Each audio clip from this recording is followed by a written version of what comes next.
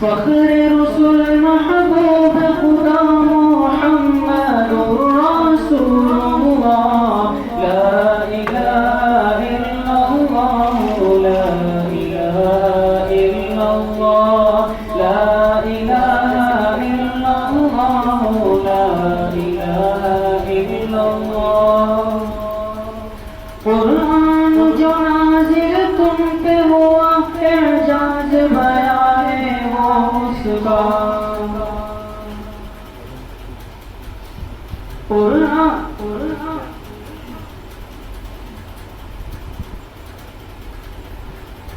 خواب غفلت میں سوئے ہوئے مومنوں عیش و عشرت بڑھانے سے کیا فائدہ آنکھ کھولو اٹھو یاد رب کو کرو آنکھ کھولو اٹھو یاد رب کو کرو کان کھولو سنو ذکر حق کا سنو آؤ آؤ چلو راہ حق میں چلو عمر یوں ہی گوانے سے کیا فائدہ عمر یوں ہی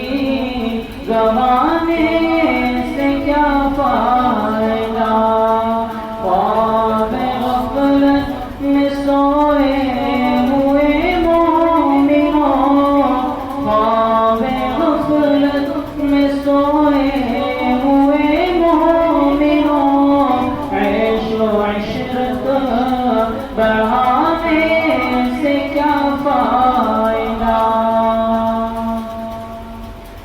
اپنے رب کو جوانی میں بھولا ہے تو اپنے رب کو جوانی میں بھولا ہے تو اور طاقت کے بوتے پہ بھولا ہے تو جب جوانی ڈھلے گی تو پچھتائے گا جب جوانی ڈھلے گی تو پچھتائے گا ایسے رونے گنانے سے کیا فائدہ خواب غفلت میں سوئے ہوئے مومنوں خواب غفلت میں سوئے ہوئے مومنوں عیش و عشرت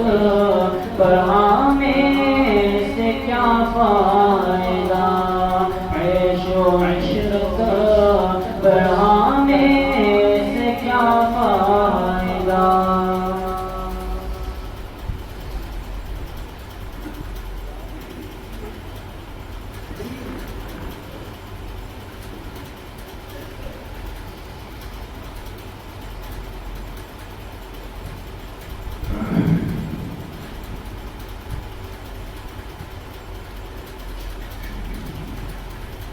بسم الله الرحمن الرحيم الحمد لله وكفى وسلام على عباده الذين اصطفى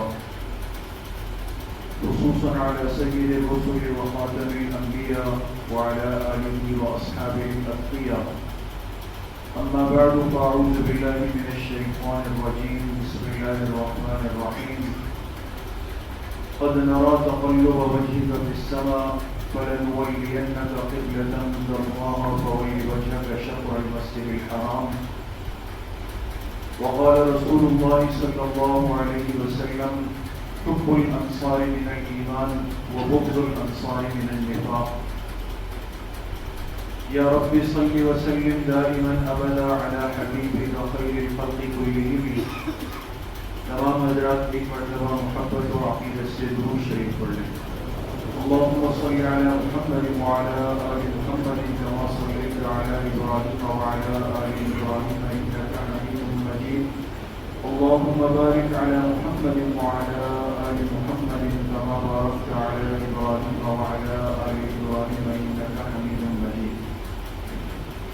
میرے انتہائی قابل قدر دوستوں، بھائیوں اور بزرگوں، اللہ تبارک و تعالیٰ کا بہت بڑا کرم و احسان ہے کہ الحمدللہ آج اس مبارک سلسلے کی 22ویں مجلس میں اللہ پاک نے ہم سب کو بیٹھنا نصیب کیا ہے۔ اللہ پاک آپ سب کے اس آنے کو، اس بیٹھنے کو، سننے اور سنانے کو اپنی بارگاہ عالیہ میں قبول فرمائے اور ہم سب حاضرین اور حاضرات کے ظاہر اور باطن کی اصلاح کا ذریعہ بنائے۔ آپ حضرات کے سامنے یہ بات چل رہی ہے کہ حضور علیہ الصلوۃ والسلام ہجرت فرما کے مکہ مکرمہ سے مدینہ طیبہ تشریف لے آئے۔ خود آپ علیہ الصلوۃ والسلام کی عمر مبارک 63 سال، پیدائش سے لے کر نبوت ملنے تک کی عمر کتنے سال ہے؟ 40 سال۔ پھر نبوت ملنے سے لے کر ہجرت تک کی عمر کتنے سال ہے؟ 13 سال۔ 40 اور 13 53۔ پھر ہجرت سے لے کر وفات تک کی مدت 10 سال، 53 اور 10 63 سال۔ 13 سالہ مکی زندگی حضور علیہ الصلوۃ والسلام نے گزار کر آپ نے ہجرت فرمائی اور آپ مدینہ طیبہ تشریف لے آئے۔ پچھلی مجلس میں بات ہوئی کہ جب آپ ہجرت فرما کے مدینہ آئے تو اس وقت مدینہ طیبہ کیسا تھا، اس شہر کی کیفیت کیا تھی، آبادی کیا تھی، حدود اربعہ کیا تھے، ان کے گزران کا طریقہ کیا تھا، یہ باتیں آپ حضرات کے سامنے آ گئی۔ آج کی 22ویں مجلس سے انشاءاللہ بات شروع ہوگی۔ اس مدنی زندگی کے کل کتنے سال ہیں؟ 10 سال۔ ان 10 سالوں میں آپ علیہ الصلوۃ والسلام نے مدینہ طیبہ میں اصل کام کیا کیا ہے، یہ اہم ترین بات ہے دوستوں۔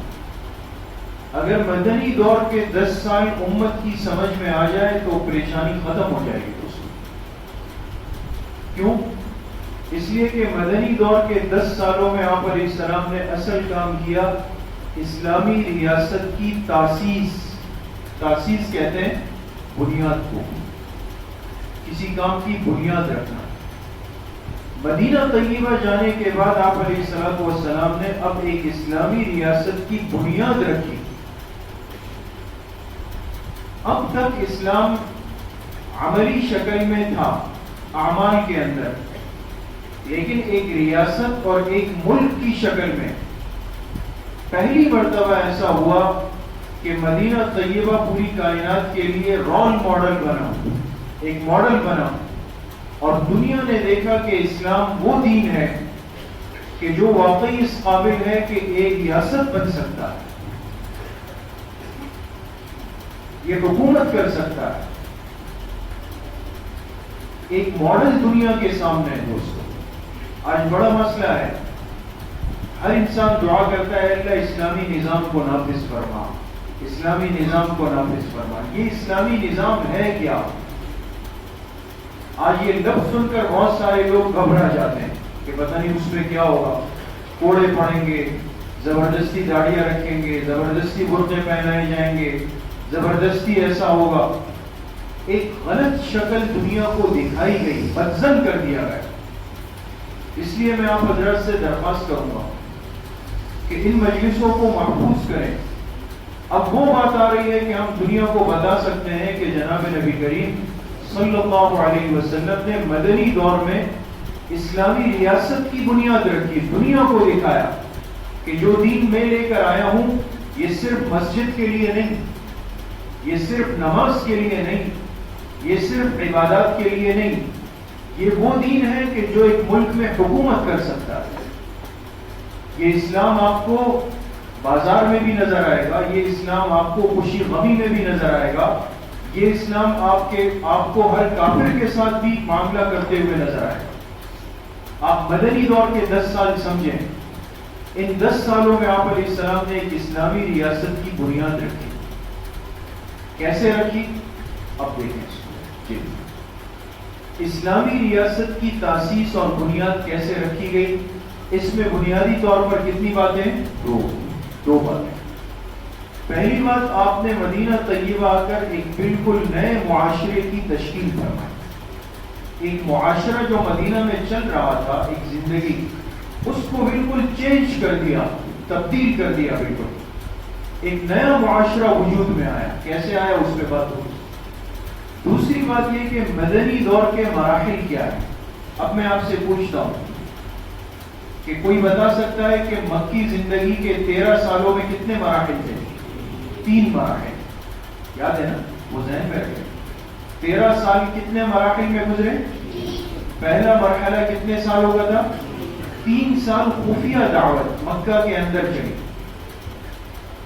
دوسرا مرحلہ 7 سال کھل کر دعوت لیکن مکہ کے اندر، 10 سال ہو گئے. پھر 3 سال کھل کر دعوت مکہ مکرمہ سے باہر. تو مکی زندگی کے 3 مراحل. اسی طرح مدنی دور کے 10 سال کے بھی ہم 3 مراحل بنائیں گے. وہ بات شروع ہوگی. اس سے سمجھ آ رہا ہے دوستوں کہ دین کا کام حضور علیہ الصلوۃ والسلام نے امت کو دیا ترتیب سے، حکمت سے. جلد بازی نہیں ہوئی. اللہ کے پیغمبر ہیں لیکن 10 سال 3 مرحلے لگائے اسلامی ریاست کی بنیاد پر. آج ہم چاہتے ہیں ایک ہفتے میں یہ کام ہو جائے، اسلام نافذ ہو جائے. ایک آدمی بندوق اٹھائے اور کہے کہ ملک میں اسلام نافذ ہو جائے. اتنا اور فساد تو بنے. ترتیب نہیں سیکھی. تو 2 چیزیں ذہن میں رکھیں. نیا معاشرہ آپ علیہ السلام نے تشکیل دیا. مدنی دور کو 3 مرحلوں میں آپ علیہ السلام نے. آج کی مجلس میں ہم صرف اس پہ بات کریں گے کہ نئے معاشرے کو آپ علیہ السلام نے کیسے تشکیل دیا. جی، نئے معاشرے کی تشکیل. ایک جگہ جا کر آپ اپنا کام کرنا چاہتے ہیں، ماحول بنانا چاہتے ہیں تاکہ آپ کا کام ترتیب سے چلے. اس کے لیے آپ کو کیا ترتیب سیرت سے ملتی ہے دوستوں. دیکھیں 3 کام ہوئے. مرکز کی تعمیر، نمبر 2 مسلمانوں میں بھائی چارگی، نمبر 3 ایک معاہدہ ہوا جس کو کہتے ہیں میثاق مدینہ. یہ 3 باتیں آج کی مجلس کی بنیادی بات ہے اور بہت اہم ترین موضوع ہے دوستوں. نیا معاشرہ کیسے وجود میں آتا ہے؟ پہلی چیز ہے مرکز کی تعمیر. مرکز سے کیا مراد؟ عمارت ہے، بلڈنگ ہے، زمینیں خرید کر اس پر بڑی بڑی تعمیرات کرنا. ہرگز نہیں. دین اسلام اور جناب نبی کریم صلی اللہ علیہ وسلم نے مسلمان کو جو مرکز دیا ہے، وہ مرکز کیا ہے؟ وہ مسجد ہے. آپ کی جس مسجد میں آپ بیٹھے ہیں دوستو، اس کو 5 وقت کا عبادت خانہ نہیں سمجھے کہ 5 نمازیں ہوں گی پھر تالا لگے گا، ختم، چھٹی ہو جائے گی. نقصان امت کو اس دن پہنچا جب مسجد صرف 5 وقت کے لیے بن گئی دوستو. امام نے 2 رکعت 4 رکعت 4 رکعت 3 رکعت 4 رکعت نماز پڑھائی، سنتیں پڑھ لی گئی اور پھر سب رخصت ہو گئے مسجد سے. مرکزیت چلی گئی ہاتھ سے. مسجد کی اہمیت کا آج تک امت کو احساس نہیں رہا کہ یہ اللہ پاک نے ایک مرکز دیا ہے. تو مرکز کی تعمیر کی آپ نے، مسجد نبوی کی تعمیر ہوئی. ایک معاشرے کو بنانے میں مسجد کا بنیادی کردار ہے دوستو. جب تک امت مسجد نہیں آئے گی معاشرہ نہیں بن سکتا. آپ باہر سیمینار کر لیں، مذاکرے کر لیں، ٹیبل ٹاک کر لیں، بڑی بڑی تقریریں کر لیں کہ ایسا ہونا چاہیے، ایسا ہونا چاہیے. مسلمان مرکز نہیں آئے، مسجد نہ آئے، نہیں ہو سکتا معاشرہ. دوسری بات آپ علیہ السلام نے مسلمانوں میں بھائی چارگی کی. اصل جو قوم تھی مکہ سے آنے والے مہاجرین تھے اور مدینہ میں ان کا استقبال کرنے والے کون تھے؟ انصار. یہ 2 طبقے دونوں مسلمان، وہ مہاجری انصاری، وہ مہمان یہ میزبان. لیکن معاشرہ ایسے نہیں بن سکتا کہ آپ کا اپنا نام ہو ان کا اپنا نام ہو. آپ نے ان کو آپس میں بھائی بھائی بنایا، جوڑ دیا، ان کو اخوت قائم کی. تیسری بات، مسلمانوں میں اتحاد اتفاق ہو گیا. لیکن یاد رکھیں ہر معاشرے میں 100% مسلمان نہیں ہوں گے. آپ کے علاقے میں کفر کی مختلف شکلیں، ہندو بھی ہوں گے، عیسائی بھی ہوں گے، سکھ بھی ہوں گے، بدھسٹ بھی ہوں گے، سب ہوں گے. کیا ان کو نکال کے پھینک دیں، اپنے معاشرے سے بھگا دیں؟ حضور کی سیرت سے سیکھیں مدینہ طیبہ میں یہود بھی آباد تھے، خود پرست مشرک بھی آباد تھے، اور مسلمان بھی. یہ کتنے طبقے ہو گئے؟ 3 طبقے. آپس میں مسلمانوں میں بھائی چارگی ہو گئی. لیکن یہود کا کیا کرنا ہے، مشرکین کا کیا کرنا ہے؟ آپ نے ایک معاہدہ کیا، جس معاہدے کا نام کیا رکھا گیا؟ میثاق مدینہ. آج کی مجلس میں اس کو بھی دیکھیں گے. تو نیا معاشرہ تشکیل میں آتا ہے، اس کے لیے کتنی چیزیں؟ 3. ایک مرکز ہو، مسجد، مسلمانوں میں آپس میں بھائی چارگی ہو، اور جتنے طبقات آباد ہیں ان میں آپس میں جوڑ کرنے کے لیے ایک معاہدہ ہوگا. جی، پہلی بات یہ کہ مرکز کی تعمیر. مسلمان کا مرکز کیا ہے؟ آپ نے مسجد نبوی کی تعمیر کی، مسجد نبوی کو بنایا. آپ کے سامنے بات آئی 2 یتیم بچوں کی زمین تھی، آپ نے ان سے قیمتاً خریدی. وہ مفت میں ہدیہ کر رہے تھے، آپ نے قبول نہیں فرمائی، قبول نہیں فرمائی. اس سے سبق ملا امت کو، ایسا عمل نہ کرے کہ جس سے لوگوں کو باتیں بنانے کا موقع ملے. لوگ بعد میں کہتے ہیں یتیم بچے تھے، ان کو باتوں میں بنا لیا. آج ہوتا ہے. پھر آپ اپنی صفائیاں پیش کرتے رہیں، وضاحتیں کرتے رہیں. اس لیے آپ علیہ السلام نے وہ راستہ بند کیا. کبھی بھی انسان دین کے کام کو اپنے لیے سہارا نہ بنائے کہ جی میں یہ جگہ تو مجھے مسجد مدرسے کے لیے چاہیے، لہذا آپ دے دیں. مسجد نبوی کی تعمیر بتا رہے ہیں، آپ نے اس کی قیمت دے کر اس کو خریدا، کل کوئی انگلی نہیں اٹھا سکے اس میں. تو مسجد نبوی کی تعمیر آپ نے کی، خود صحابہ کے ساتھ شریک ہوئے، پتھر اٹھا کے لاتے تھے، اس کی دیواروں میں آپ نے رکھی، اور پھر مسجد نبوی کا ایک نقشہ آپ نے بنایا ترتیب سے. مسجد ایسی نہیں تھی بے ترتیبی والی، بالکل ترتیب سے ایک خوبصورت مسجد بنائی گئی. اس میں 3 دروازے آپ علیہ السلام نے بنائے. کتنے دروازے بنائے؟ ایک جانب تو یاد رکھیے مسجد میں قبلہ ہوتا ہے، آپ کی مسجد میں یہ قبلہ ہے. اب یہاں راستہ نہیں ہے کہ اس سے عام لوگ جائیں گے آئیں گے، وہ تو بند دیوار ہے ختم. باقی جو 3 دیواریں تھی، مسجد نبوی کے جنوب میں قبلہ، شمال، مشرق، مغرب، تینوں طرف آپ علیہ السلام نے ایک دروازہ بنایا. یہاں والے اس دروازے سے آئے، یہاں والے اس دروازے سے یہاں والے.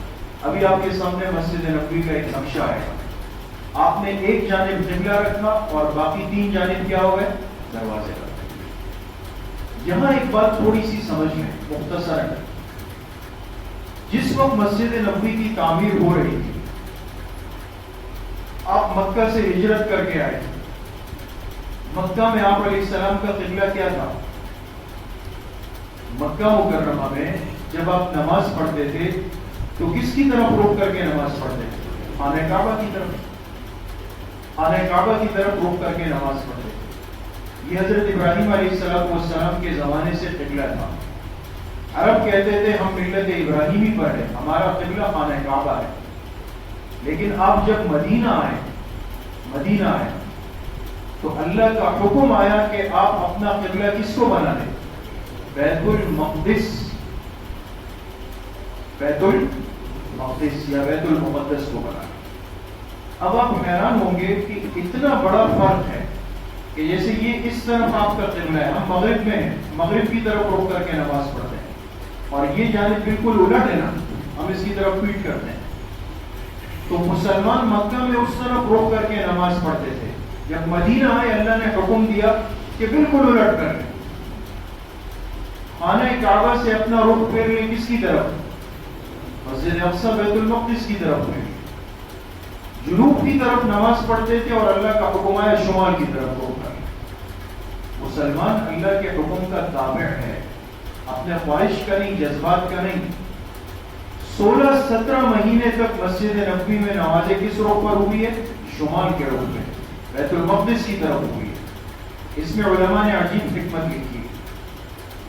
عربوں میں تفاخر کا مزاج بہت زیادہ تھا کہ ہم یہ جو آج بھی بعض لوگ کرتے ہیں، تو وہ لوگ اس پر ایک دوسرے پہ فخر کرتے تھے کہ ہمارا قبلہ خانہ کعبہ ہے، ہم عرب ہیں، ہمارا قبلہ خانہ کعبہ ہے. اس سے ایک ذہنیت بن رہی تھی کہ شاید یہ کوئی خاص لوگ ہیں. اللہ نے اس تصور کو توڑ دیا. اس ذہنیت کو توڑ دیا اور ان کو حکم دیا کہ میرے حکم پر اب بیت اللہ سے رخ پھیر دو، کس کی طرف؟ بیت المقدس کی طرف۔ وہ یہود کا مقدس مقام تھا، لیکن اللہ کا حکم آیا تاکہ یہ ذہنیت قیامت تک ٹوٹ جائے کہ کسی چیز پر مسلمان اس لیے فخر نہیں کرے گا کہ میں عرب ہوں یا میں عجم ہوں یا میں اس زبان والا ہوں اس لیے مجھے یہ جگہ دی گئی تھی۔ اللہ نے فرمایا رخ موڑ دو۔ 17 مہینے مسجد نبوی میں نمازیں بیت المقدس کی طرف، 17 مہینے بعد پھر حکم آیا، پھر قبلہ تبدیل ہوا اور اللہ تعالیٰ نے بیت اللہ کی طرف رخ کرنے کا حکم دیا۔ اب قیامت تک مسلمان دنیا کے جس کونے میں نماز پڑھے، نماز میں اپنا رخ کس کی طرف کریں گے؟ خانہ کعبہ بیت اللہ شریف کی طرف۔ اب قیامت تک یہ حکم طے ہو گیا۔ تو مسجد نبوی کی تعمیر اور آپ نے اس کا ایک نقشہ بنایا، ابھی آ جائے۔ دوسری بات یہ کہ مسجد کی تعمیر کے ساتھ ساتھ آپ نے وہاں ایک چبوترا، ایک چھپرا ہوتا ہے نا، چھپر اوپر جو ہوتا ہے، ایک چھپرا آپ نے ڈالا مسجد نبوی کے ساتھ بالکل۔ یہ چھپرا کیوں ڈالا؟ آپ نے فرمایا یہاں وہ صحابہ بیٹھیں گے جو اپنی ساری زندگی مجھے دے دیں، مجھ سے دین سیکھیں گے، دنیا کے کاموں میں مشغول نہیں ہوں گے۔ یہ حضور علیہ السلام کی مسجد نبوی کے طالب علم ہیں۔ اس لیے میرے عزیز دوستو بزرگوں، اپنی مسجد کو مدرسے سے خالی نہ رکھیں۔ یہ حضور علیہ السلام کی ترتیب نہیں ہے۔ آپ نے مسجد نبوی بنائی تو صفہ اس کے ساتھ بنایا بالکل۔ جس مسجد میں عبادت ہوگی وہاں دین سیکھنے کا حلقہ ضرور ہونا چاہیے۔ اس چیز کو سمجھیں۔ بعض دفعہ یہ ترتیب سمجھ میں نہیں آتی، انسان بھٹکتا ہے اس سے۔ آپ نے ایک چبوترا بنایا، چھپر ڈالا اور اس کے نیچے جو صحابہ آ کے بیٹھ گئے وہ مشہور ہو گئے قیامت تک کس نام سے؟ اصحاب صفہ کے نام سے۔ آج بھی مسجد نبوی میں وہ چبوترا موجود ہے جو اشارہ کر رہا ہے اس بات کی طرف کہ مسلمانوں کی مسجد میں دین کو سیکھنے والے طالب علم ضرور ہونے چاہیے۔ تیسرے نمبر پہ آپ نے مسجد کے ساتھ ساتھ حجرات امہات المومنین کی تعمیر فرمائی۔ اس امت کی مائیں، ہماری مائیں، جناب نبی کریم صلی اللہ علیہ وسلم کی ازواج مطہرات، جب آپ ہجرت فرما کے آئے تو آپ کے کتنے نکاح ہو چکے تھے؟ حضرت خدیجہ کا تو مکہ میں انتقال ہو چکا ہے، بات آپ۔ پھر آپ نے نکاح کیا کس زوجہ سے؟ حضرت سودا رضی اللہ عنہا، حضرت سودا، ان سے نکاح کیا اور ان کو اپنے ساتھ مدینہ لیا۔ ایک اور نکاح آپ کا ہوا تھا حضرت عائشہ رضی اللہ عنہا سے، لیکن یہاں یہ بات ذہن میں رکھیں کہ نکاح مکہ میں ہو چکا تھا لیکن رخصتی نہیں ہوئی۔ رخصتی کہاں ہوئی؟ مدینہ آ کر۔ تو جب آپ تعمیر کر رہے تھے تو اس وقت کل ازواج کتنی تھی آپ کے نکاح میں؟ تو ایک حضرت سودا رضی اللہ عنہا، ایک حضرت عائشہ صدیقہ رضی اللہ عنہا۔ تو آپ نے ان کے لیے کمروں کی تعمیر کی، چھوٹے چھوٹے حجرے بنائے جس میں 2 افراد آ سکے، اتنے چھوٹے ہوتے۔ پھر آپ نے جیسے جیسے نکاح کیے تو یہ حجرے بڑھتے رہے۔ ابھی آپ کے سامنے ایک خاکہ آ جائے گا اس کا۔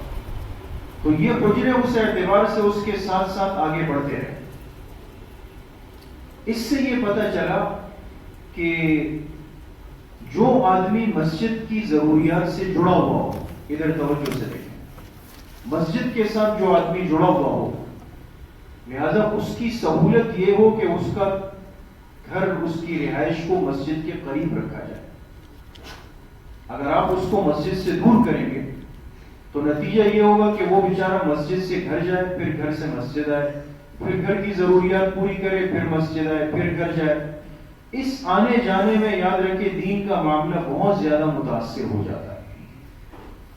اس لیے سمجھداری یہ ہوتی ہے کہ انسان دین کا کام کرنے والے اور مسجد سے تعلق رکھنے والے کو مسجد کے قریب رکھے۔ اس سے آپ کو محسوس ہوگا کہ آپ کے لیے اپنے معاملات کو چلانا کتنا زیادہ آسان ہے۔ حضور علیہ السلام نے مسجد نبوی کی تعمیر کے ساتھ ساتھ حجروں کی تعمیر فرمائی، میں نے عرض کیا، اور ابھی آپ کے سامنے ایک نقشہ آ جائے گا کہ چھوٹے چھوٹے حجرے آپ علیہ السلام نے بنائے۔ اتنے چھوٹے تھے کہ جس میں آپ علیہ السلام داخل ہوتے تو آپ کی زوجہ مطہرہ اور آپ بس 2 افراد اس حجرے کے اندر آ سکتے ہیں۔ اور حضرت عائشہ فرماتی ہے کہ ہم جب لیٹ جاتے تو سر اس دیوار سے، پیر اس دیوار سے ٹکراتے، اتنے چھوٹے حجرے. یہ اولین اور آخرین کے سردار کے حجرے تھے. یہ نقشہ ہے. چوتھی چیز جو ہوئی آذان کی ابتدا. کیا مطلب؟ مکی زندگی میں آپ حضرات نے سنا کہ نمازیں ہوتی تھی چھپ چھپ کے ہوتی تھی، کسی ایک کے گھر میں، دوسرے کے گھر میں. جب حضرت عمر اسلام لائے تو تھوڑی سی طاقت ملی اور خانہ کعبہ میں نماز ہوئی. لیکن آذان کا کوئی مرتب طریقہ نہیں تھا. لوگوں کو نماز کے لیے کیسے بلائے، اس کے لیے کوئی ترتیب نہیں تھی. ایک شخص جا کے، اس لیے کہ گنتی کے مسلمان تھے، بھائی گھر کا دروازہ، الصلاۃ جامعۃ الصلاۃ جامعۃ، بھائی نماز کھڑی ہونے والی، یہ بتا دیں. لیکن جب مدنی زندگی آئی، اب لوگ اسلام میں داخل ہو رہے ہیں، تعداد بڑھ گئی. آذان کے طریقے کا انتخاب. صحابہ بیٹھ گئے، آپ علیہ السلام بھی موجود تھے. ایک نے کہا کہ آگ جلائی جائے، اونچی جگہ پہ آگ جلائیں گے، دھواں اٹھے گا، لوگ سمجھ جائیں گے نماز کا وقت ہوا تو آ جائیں گے. آپ نے فرمایا یہ مجوس کا طریقہ ہے، آگ پرست ہوگا، وہ نہیں لے سکتے. کسی نے کہا گھنٹی بجا دیتے ہیں، گھنٹی. آپ نے فرمایا یہ نصارہ عیسائیوں کا طریقہ ہے، وہ بھی نہیں لے سکتے. تو وہ آپ نے رد فرمایا. لہذا اس مجلس میں کوئی فیصلہ نہیں ہو سکا کہ کیا کرنا چاہیے. ایک صحابی ہے، اور یہ صحابی بھی عجیب بات ہے کہ بالکل غیر معروف، ان کا تذکرہ صرف آذان کی مناسبت سے آتا ہے، آذان کی مناسبت سے، اور نہ ان سے باقی کوئی حدیث نہیں ہے. لیکن اس صحابی کو اللہ نے ایسا قبول کیا ہے دوستوں. ان کا نام ہے حضرت عبداللہ ابن زید. کہ دین کی فکر ایک معمولی آدمی بھی کر لے گا. ضروری نہیں کہ کوئی بڑا آدمی دین کی فکر کرے تو راستہ کھولے گا. بعض دفعہ ایک بالکل معمولی سادہ سا آدمی ہے، لیکن اس کے دل میں ایک فوراً درد پیدا ہوگا، اللہ پاک امت کے لیے آسانی پیدا فرما دے. کہتے ہیں میرے دل پر ایک وہ تھا کہ کیا ہوگا. گھر گیا، سو گئے، خواب دیکھا. خواب کیا دیکھا کہ دو آدمی آئے. یہ حقیقت میں دو فرشتے تھے، ایک پیر کی جانب کھڑے ہو گئے، ایک سر کی جانب کھڑے ہو گئے. ایک آدمی کے ہاتھ میں یہ ناقوس، یہ سین بغل تھا. عبداللہ ابن زید نے ان سے کہا کہ یہ مجھے بیچ دو، مجھے اس کی ضرورت ہے. یہ خواب میں بات ہو گئی. تو اس فرشتے نے کہا آپ کو اس کا کیا کرنا ہے؟ انہوں نے کہا ہمیں اس میں اپنے نماز کا اعلان کرنا ہے، اس لیے مجھے چاہیے. تو اس فرشتے نے خواب میں کہا کہ کیا میں تمہیں اس سے اچھی چیز نہ بتاؤں؟ ضرور بتائیں. تو فرشتے نے خواب میں اب جو آذان کے کلمات ہیں نا، اللہ اکبر اللہ اکبر، یہ پوری شروع سے لے کر آخر لا الہ الا اللہ، یہ پورے کلمات اس فرشتے نے خواب میں پڑھے. عبداللہ ابن زید ابن عبد ربیعی نے سنے اور ان کو یاد ہو گئے. خواب ختم ہو گیا. جب خواب سے اٹھے حضور علیہ السلام کی خدمت میں آئے اور آپ کو فرمائے کہ میں نے اس طرح خواب دیکھا اور دو آدمی آپس میں باتیں کر رہے تھے، یہ کلمات. آپ نے فرمایا یہ فرشتے تھے اور تمہارا خواب بالکل برحق اور سچا خواب ہے. اب آذان کا طریقہ یہ ہے، لہذا تم جاؤ، حضرت بلال کی آواز اونچی ہے اور ان کو کھڑا کر دو اور تم آہستہ پڑھتے رہو، وہ زور سے پڑھیں تاکہ لوگوں کو پتہ چل جائے. اب حضرت بلال مسجد نبوی کے مؤذن تھے ہوئے، لیکن ان کو تو یاد نہیں تھے کلمات. تو یہ گئے آہستہ، دونوں قریب کھڑے ہو گئے برابر میں. انہوں نے آہستہ سے پڑھا اللہ اکبر اللہ اکبر. تو حضرت بلال نے زور سے پڑھا اللہ اکبر اللہ اکبر. اب لوگوں کو کھینچتے ہوئے گھسیٹتے ہوئے آئے اور فرمایا کہ یا رسول اللہ صلی اللہ علیہ وسلم میں نے بھی یہی خواب دیکھا ہے. اور اس کے بعد روایات میں آتا ہے تقریباً 70 تک صحابہ حضور کی خدمت میں آئے اور 70 صحابہ نے اس رات یہی خواب دیکھا آذان. لیکن نمبر کون لے گئے؟ عبداللہ ابن زید ابن عبد ربیعی. اس لیے کہ ان کے دل میں سب سے زیادہ اس حوالے سے فکر تھی، اللہ نے ان کو قبول کیا.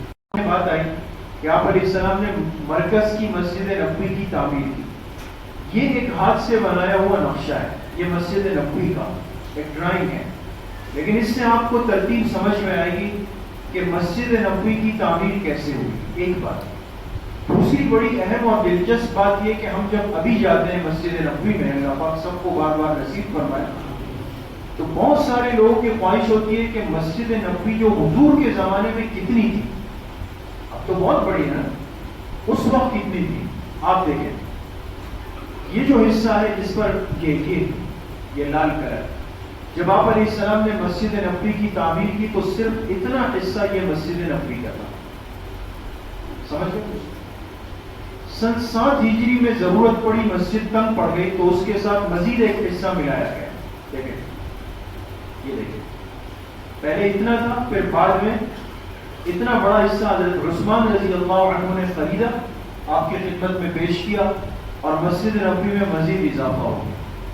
سمجھ گئے؟ بات آئی کہ آپ علیہ السلام نے صفہ ایک چپرا ڈالا طلبہ کے لیے، وہ کون سی جگہ؟ یہ رہا.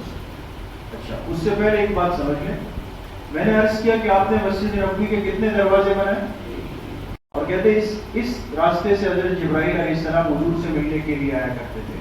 یہ باب جبریل ہے، اب وہ لوگ وہاں سے جانے نہیں دیتے، اس راستے کو بند کر دیا. اور تیسرا دروازہ یہ رہا، باب مؤخر المسجد، یہ بالکل پیچھے کی طرف ایک دروازہ تھا. تو مسجد نبوی کے کتنے دروازے آپ نے بنائے؟ 3 دروازے. جی، یہ جو ہرا رنگ ہے یہ اہل صفہ لکھا ہے. یہ وہ چبوترے والسلام نے ازواج مطہرات کے لیے ایک ایک کر کے تعمیر کیے، بالکل چھوٹے چھوٹے حجرے تھے. تو دیکھیں مسجد کتنی ترتیب پہ آ گئی، پہلے یہ تھی، پھر یہ 3 دروازے، یہ طلبہ کی جگہ، یہ آپ علیہ السلام کی رہائش، سب بالکل قریب قریب ہو گئے. یہ دیکھیں مسجد نبوی ہے، یہ قبلہ ہے، یہ حجرے آپ کو نظر آ رہے ہیں، یہ ازواج مطہرات کے حجرے، یہ حضرت جویریہ، ام حبیبہ، صفیہ، میمونہ بنت الحارث رضی اللہ تعالی عنہن، یہ سب امت کی مائیں ہیں دوستو، امہات المومنین. ان کے حجرے آپ علیہ السلام نے مسجد نبوی کے اس جانب، مشرق کی جانب آپ نے تعمیر کیا.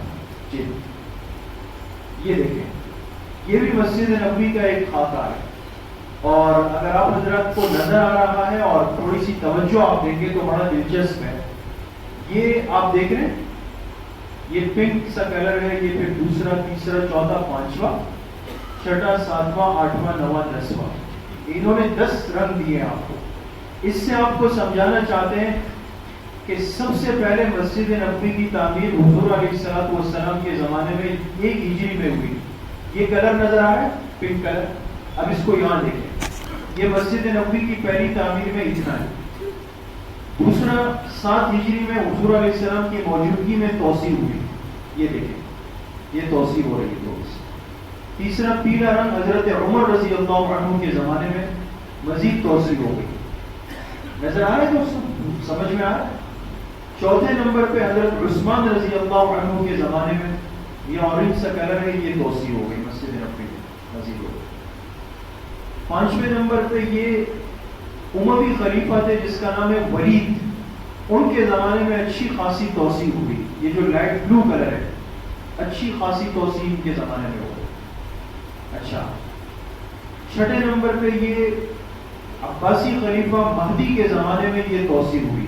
یہ جو ڈارک پرپل سا کلر ہے، یہ مسجد نبوی اور بڑھ گئی. 7ویں نمبر پہ یہ قتیبہ حکمران تھے، ان کے زمانے میں یہ توسیع ہوئی. یہ تھوڑی سی یہ جگہ نظر آ رہی، یہ معمولی سا حصہ آگے بڑھا. 8ویں نمبر پہ سلطان عبد المجید، یہ جو ترک کے حکمران تھے، انہوں نے اس کی توسیع کی. یہ 9ویں نمبر پہ ملک عبدالعزیز جو آل سعود کے بادشاہ تھے، انہوں نے توسیع کی، اچھی خاصی توسیع کر دی. یہ بالکل ہلکا بلو کلر ہے. لیکن آپ غور کریں، یہ 9 دور گزرے ہیں، مسجد نبوی اس کے اندر رہی ہے. سمجھ میں آئے؟ کمال کیا، 10ویں توسیع کی، اس کو خادم الحرمین الشریفین، یہ لقب ہے کس کا؟ ملک شاہ فہد کا، مرحوم. انہوں نے کمال کیا اور مسجد نبوی کو یہ اتنا بڑا کر دیا. آج جو مسجد نبوی میں وسعت ہے، یہ ملک فہد مرحوم کے زمانے میں ہوئی ہے اور آج تک امت اس سے استفادہ ہے. یہ 10 دور گزرے ہیں مسجد نبوی کی تعمیر.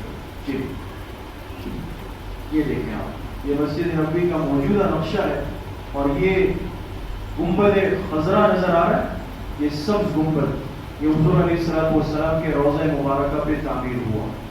یہ خصوصیت ہے جناب نبی کریم صلی اللہ علیہ وسلم کی. اللہ پاک نے نبوت بھی آپ پہ ختم فرمائی, روزہ بھی آپ پہ ختم فرمایا. کسی اور کو یہ خصوصیت نہیں مل سکتی ہے. جی دوسری بات, مرکز تعمیر ہو گیا. اب مسلمانوں میں بھائی چارگی, مسلمانوں کو آپس میں جوڑا, مسجد بنا لی, مسجد بن گئی, لیکن دل نہیں جوڑے دوستوں. میں نے کل درس میں بھی بات عرض کی کہ اتنا انقباض دلوں میں آ چکا ہے کہ مسلمان برابر میں گزر رہے ہیں. ایک پڑوسی, ایک محلہ, ایک کلمہ, نہ سلام نہ سلام کا جواب. کیوں؟ اس لیے کہ تھوڑا مسلک کا فرق ہے, سلام نہیں کریں گے ایک دوسرے. یہ کمزوریاں پیدا ہو. تو آپ علیہ الصلوۃ والسلام نے امت کو جوڑا, مرکز بن گیا. اب امت کو اس مرکز میں لایا جائے اجتماعیت کے ساتھ. اس کا طریقہ کیا کیا آپ نے؟ حضرت انس بن مالک رضی اللہ عنہ کے گھر میں آپ نے مجلس بٹھائی, انصار کو بلایا, مہاجرین کو بلایا, پہلے ان کو جمع کیا. 90 مہاجرین و انصار, 45 مہاجرین 45 انصار, یہ جمع ہو گئے. آپ نے ان کو جمع کیا اور ان کو آپس میں ایک دوسرے کا بھائی بھائی بنایا. کس طرح؟ ایک انصاری ایک مہاجر, ایک انصاری ایک مہاجر, ایک انصاری ایک مہاجر. ان کو آپس میں آپ علیہ الصلوۃ والسلام نے کیا بنا دیا؟ بھائی بھائی بنا دیا. یہاں ایک بات سمجھ لیں, یہ تو مدینہ طیبہ میں آپ نے مہاجرین و انصار کو جمع کیا. اس سے پہلے جب آپ علیہ السلام مکہ میں تھے, وہاں تو انصار نہیں تھے نا, وہاں تو صرف مکہ والے تھے. ایک موقع ایسا آیا کہ آپ کو دو آدمیوں کو جوڑنا پڑا, مکہ والوں کو. تو اس وقت بھی آپ علیہ السلام نے کیا کیا؟ دو صحابہ کو بھائی بنایا تھا. مکہ میں بھی حضرت ابوبکر اور حضرت عمر کو بھائی بنایا, اس طرح دو. اور اسی موقع پہ یہ معاملہ پیش آیا کہ آپ نے دو کو تقسیم کیا کیا کیا, سب پورے ہو گئے. آخر میں حضرت علی رہ گئے رضی اللہ عنہ. اب کوئی ہے نہیں, بچا نہیں. تو حضرت علی نے فرمایا کہ اے اللہ کے رسول صلی اللہ علیہ وسلم, آپ نے سب کو بنا دیا, مجھے نہیں بنایا. آپ نے فرمایا علی تم میرے بھائی.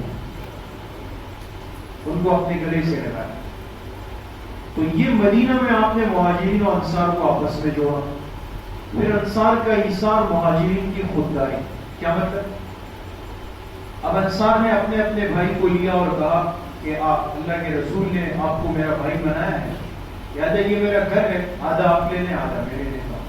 یہ میری زمین ہے, آدھا آپ لے لیں آدھا میرے لیتا ہوں. یہ میرا کاروبار ہے. ایثار کی وہ مثال پیش کی انصار نے کہ دنیا حیران ہے. لیکن مہاجرین نے خودداری کی مثال پیش کر. انہوں نے کہا نہیں, اللہ آپ کو آپ کا مال مبارک کرے, ہمیں بازار کا راستہ بتا دو, ہم خود جا کے اپنے لیے محنت کریں. بوجھ نہیں بنے کسی, بوجھ نہیں بنے. چوتھی بات یہ کہ یہ آپ علیہ السلام والسلام نے ایک انصاری ایک مہاجر کو جو جوڑا ہے, اس میں کیا حکمت ہے دوستو؟ یہ بڑی اہم بات سمجھنے کی. ان کو کیوں جوڑا آپ نے, بھائی بھائی کیوں بنایا؟ دیکھیں دو باتیں. پہلی بات یہ ہے کہ مکہ سے آنے والے مہاجرین مہمان تھے نا, اور مدینہ میں رہنے والے انصار میزبان تھے. آپ بتائیں کہ آدمی کتنے دن تک مہمان رہ سکتا؟ حدیث میں آتا ہے 3 دن مہمان نوازی. 3 دن کے بعد جو سلیم الفطرت مہمان ہو نا, اس کو بھی بوجھ لگتا ہے. وہ کہتا ہے کب تک اس کے سر پہ بیٹھا ہے, وہ پریشان ہوتا ہے. میزبان کو بھی پریشانی ہو سکتی ہے, مہمان کو بھی ہو سکتی ہے. اب مکہ سے آنے والوں کو مہمان بنا دیا جاتا ہر وقت, تو ان کے دل پر ایک بوجھ ہوتا کہ بھئی یہ تو ہم ان پر بوجھ بن گئے. آپ علیہ الصلوۃ والسلام نے اس بوجھ کو ہٹایا. فرمایا مہمان میزبان نہیں ہو, بلکہ آپس میں بھائی بھائی. وہ چیز کا ایک بات. دوسری اہم ترین بات, جو مکہ مکرمہ سے آنے والے مہاجرین تھے, انہوں نے مکہ میں کتنے سال حضور کے ساتھ گزارے؟ جی ارے بھائی, مکی زندگی کتنے سال ہے؟ 13 سال ہے. 13 سال مہاجرین حضور کی صحبت سے فائدہ اٹھا چکے ہیں, اور اب حضور مدینہ آئے ہیں. یہ لوگ تو بالکل نئے. کچھ بات اشارہ سمجھ آ رہا ہے؟ آپ آج کی زبان میں سمجھے کہ مکہ سے آنے والے سینئر ہیں, اور یہ بالکل نئے ہیں. اب ان کو اگر الگ الگ کیا جاتا تو وہ 13 سال کے صحبت یافتہ، یہ بالکل نئے ہیں. یہ دین کیسے آپس میں منتقل ہوگا؟ آپ علیہ السلام نے ایک سینئر ایک جونیئر، ایک پرانا ایک نیا، ایک پرانا ایک نیا، ان کو جوڑ دیا. وہ 13 سال حضور کی زندگی سیکھ چکے تھے، دیکھ چکے تھے، پڑھ چکے تھے. انہوں نے اپنے انصار بھائیوں کو وہ زندگی بتانا شروع کی. یہ طریقہ ہے، دین اس طرح منتقل ہوتا ہے امت میں. پرانے اور نئے کو جوڑا جائے گا تو پرانا سمجھائے گا کہ دین پر کس ترتیب پہ چلنا ہے. یہ آپ علیہ السلام نے مسلمانوں میں بھائی چارگی قائم کر دی. جی تیسری بات، آخری بات، میثاق مدینہ. میں نے عرض کیا کہ مسلمان بھائی بھائی ہو گئے، مسجد نبوی کی تعمیر ہو گئی، سب کچھ ہو گیا، لیکن آپ علیہ الصلوۃ والسلام صرف ایک معلم اور ایک مربی نہیں تھے. آپ کی حیثیت ایک حکمران کی بھی تھی. پوری امت کو لے کے چلنا ہے. اب مدینہ میں جو یہودی رہتے ہیں، مدینہ میں جو بت پرست رہتے ہیں، ان کے ساتھ کس طرح رہنا ہے. آج اگر آپ اپنے معاشرے پہ غور کریں، اللہ پاک حفاظت فرمائے، اکثر لڑائیاں انتشار ہو جاتا ہے. اب ہمارے ملک میں غیر اقلیت، عیسائی بھی رہتے ہیں، ہندو بھی رہتے ہیں، سکھ رہتے ہیں، بہت سارے لوگ رہتے ہیں. اب ان تعداد میں کم ہے، حیثیت میں کم ہے. اب مسلمان کو غصہ آیا، جا کے ان کو دبا دیا، ان کو مار دیا، ان کی دکانیں جلا دی، ان کے املاک. یہ واقعات ہوتے ہیں. کیوں؟ اس لیے کہ ہم سمجھتے ہیں کہ جی وہ تو مسلمان نہیں. مسلمان نہ ہونے کی وجہ سے اس سے انسانیت کے حقوق بھی چھین لیے. حضور علیہ السلام نے ایک معاہدہ کیا، مدینہ میں رہنا ہے، یہاں یہود بھی رہتے ہیں، یہاں مشرک بھی رہتے ہیں، ان کے ساتھ زندگی کیسے چلائیں گے؟ آپ نے ایک معاہدہ کیا جس کو کہتے ہیں میثاق مدینہ. یہ ہماری اسلامی تاریخ کا وہ معاہدہ ہے جو قیامت تک سنہرے حروف سے لکھا جائے گا. اور میں آپ سے عرض کروں، اس وقت اقوام متحدہ UNO اس نے پوری دنیا کے لیے ایک عالمی چارٹر بنایا ہوا ہے. عالمی چارٹر، یعنی ان کے نزدیک وہ کہتے ہیں دنیا میں امن ایسے آئے گا. ہم مسلمان ہیں، ہمارے لیے دنیا میں امن کا جو ضابطہ ہے وہ میثاق مدینہ ہے. دوستو، ابھی آپ کے سامنے بات آ جائے گی کہ آپ علیہ السلام والسلام نے یہود کے ساتھ، مشرکین کے ساتھ رہتے ہوئے کیوں اتنے سکون سے وقت گزارا.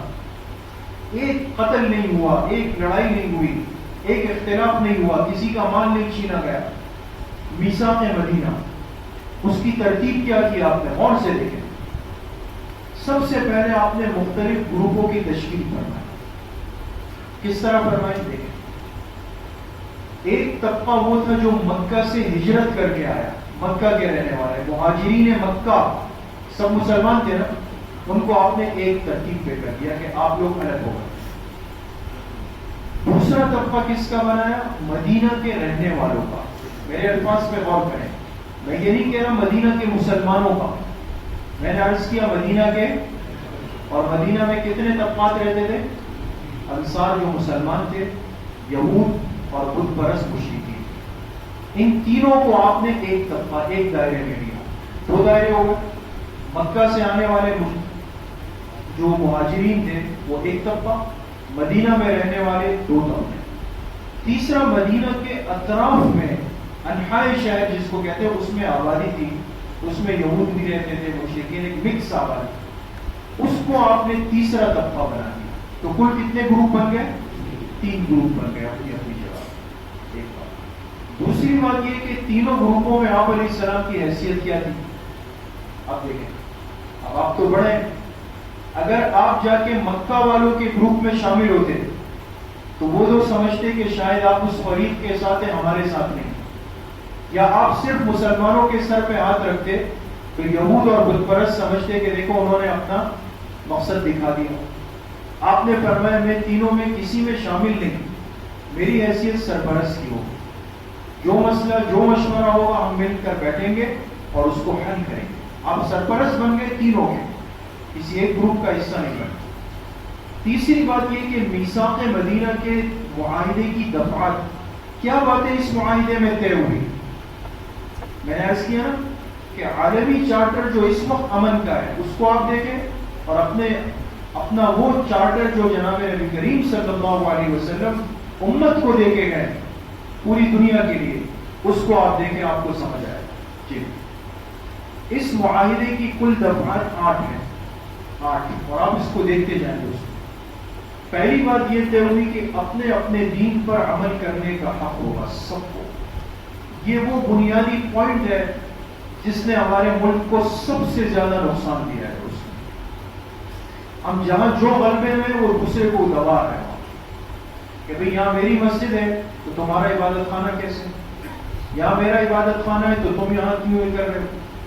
ایک دوسرے کو ڈسٹرب اور پریشان کر رہے ہیں دوستوں. آپ علیہ السلام نے سب سے پہلی چیز پیش کی کہ مسلمان ہے، یہودی ہے، بت پرست ہے، وہ اپنی اپنی ترتیب پر اپنے دین پر عمل کرنے کا پورا حق رکھتا ہے، کوئی کسی میں چھیڑ چھاڑ نہیں کرے گا.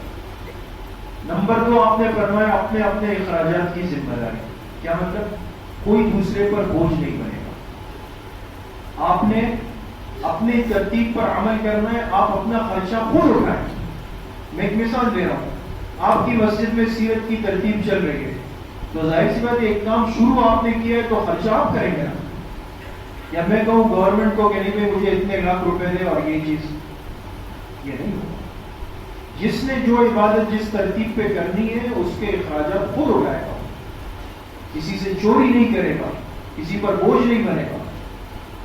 تیسری چیز طے ہوئی کہ جنگ کی صورت میں سب متحد ہوں. اگر خدا نخواستہ مدینہ پر کوئی جنگ کی صورت آئی تو پھر یہ نہیں ہوگا کہ مسلمان لڑے، نہیں، مسلمان، یہود، مشرک تینوں ایک ہو کر پھر حفاظت کریں گے. یہ نہیں. چوتھی بات، معاہدے کو غلط مقاصد کے لیے استعمال کرنے پر پابندی ہوگی. کیا مطلب؟ ایک معاہدہ ہو گیا، سب متحد ہو گئے، لیکن مثال کے طور پہ میری کسی سے ذاتی لڑائی ہو گئی. اب لڑائی میری ذاتی ہے، میری کاروباری ہے، لیکن میں نے آواز لگائی آ جاؤ بھائی اس نے میرے ساتھ یہ کیا ہے، ہمارا آپس میں معاہدہ ہے نا، اس پہ ٹوٹ پڑو. معاہدہ اس لیے نہیں ہوا کہ آپ کی ذاتی لڑائیوں میں ہر آدمی آئے. ذاتی معاملے کو ذات تک محدود رکھو. یہ اجتماعی مسئلے کے لیے معاہدہ ہے. نمبر 5، مظلوم کی حمایت ہوگی. مظلوم کی حمایت ہوگی. کسی پر ظلم ہوا تو پھر یہ فرق نہیں دیکھیں گے کہ بھئی یہ یہودی ہے چلو بھائی پٹتا رہے. آج یہ مسئلہ ہے. ہم دیکھتے ہیں بھائی پٹائی اس کی ہو رہی ہے، اچھا یہ اس گلی کا ہے، اس قوم کا ہے، چلو اچھا ہے پٹائی ہو جائے. اس مظلوم کو اس حالت میں چھوڑ دیا. یہ دین کا مزاج نہیں ہے. نمبر 6، فساد اور ہنگامے کی ممانعت ہو. تینوں طبقات رہتے ہیں، کوئی اپنے علاقے اپنے ملک میں فساد نہیں کرے گا. یہ تو ہم نادان نالائق لوگ ہیں کہ اگر کوئی چیز بھی اپنی چیزوں کو آگ لگا دی، پتھر مار دیے، ختم کیا. ارے بھائی کس کا نقصان کیا؟ ایک بیچارہ اپنی گاڑی میں جا رہا ہے، میں نے اس کی گاڑی کو توڑ دیا. اپنے شہر اپنے ملک کی چیزوں کو ہم جلا دیتے ہیں، ختم کر دیتے ہیں. کتنی بڑی نادانی. آپ نے ان چیزوں کی ممانعت کرنا. نمبر 7، جھگڑے اور اختلاف کے حل کے لیے اللہ اور اللہ کے رسول صلی اللہ علیہ وسلم کی طرف رجوع کریں گے، یعنی اپنے بڑے کی طرف. اگر معاملہ عمومی چھوڑ دیا جائے چھوٹوں کے ہاتھ میں تو انتشار ہوتا ہے. اور 8ویں بات، اگر مدینہ پر حملہ ہوا تو اس صورت میں اپنے اپنے اطراف کا دفاع. آپ کے سامنے پچھلی مجلس میں مدینہ کا نقشہ ہے، ہر آبادی اپنی اپنی طرف تھی. اب ایک آبادی اس گلی کی طرف، ایک اس گلی کی طرف، ایک اس گلی کی طرف. آپ نے ترتیب طے کر دی، بھائی تیار رہو، اگر خدا نخواستہ دشمن نقصان پہنچانے والا آدمی اس جگہ سے آئے تو وہاں کے لوگ اس کے لیے رکاوٹ بنے، یہاں کے لوگ اس کے لیے، یہاں کے لوگ اس کے لیے. پورا مدینہ محفوظ ہو جائے گا. یہ 8 نکات میثاق مدینہ کے ہیں دوستو. اس کو آپ دیکھیں اور پھر اس کو اپنے اوپر غور کریں. آپ کو اندازہ ہوگا کہ اگر اس معاہدے کی 8 باتوں کو ہم اپنے علاقے، اپنے شہر، اپنے ملک اس ترتیب پر لے آئے تو آپ دیکھیں کتنا سکون، امن اور اطمینان قائم ہوگا. عالمی چارٹر کو دیکھیں اور میثاق مدینہ کو دیکھیں. آپ کو نظر آئے گا آپ علیہ السلام نے 8 مختصر سی باتوں میں پوری دنیا کو امن کے نظام کا ایک فارمولہ پیش کیا ہے. یہ میثاق مدینہ ہوا. اسلامی ریاست کی بنیاد رکھی جا رہی ہے. میں نے عرض کیا کہ اسلامی ریاست کی بنیاد میں 2 باتیں. آپ نے ایک معاشرہ تشکیل دیا. کیسے تشکیل دیا اس پر آج کی مجلس میں آپ کے سامنے بات ہو. دوسری بات جو تھی کہ مدنی دور کے ہم کتنے مراحل بنائیں گے؟ 3 مرحلے. پہلا مرحلہ ہوگا خطرات اور ان کا مقابلہ. دوسرا مرحلہ فتح کی ابتدا اور آثار. تیسرا مرحلہ فتح کی تکمیل اور آثار. اب یہ دوسری بات انشاءاللہ آئندہ مجلس سے شروع ہوگی. اللہ پاک مجھے بھی آپ سب کو صحیح عمل کی توفیق نصیب فرمائے. وآخر دعوانا ان الحمد للہ رب العالمین. الحمد للہ رب العالمین والصلاة والسلام علی سید الانبیاء والمرسلین سیدنا و مولانا محمد وعلی آلہ واصحابہ اجمعین.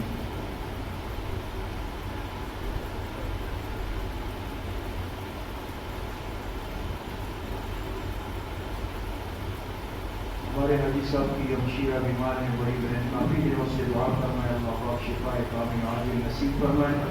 باقی جتنے بیمار گھروں میں ہیں, اسپتالوں میں ہیں, اس مجلس میں ہیں, مستورات میں ہیں, جن بیماریوں میں مبتلا ہے اللہ پاک سب کو صحت کامل عاجل نصیب فرمائے. وصلی اللہ وسلم علی نبینا محمد وآلہ وصحبہ اجمعین برحمتہ. السلام علیکم.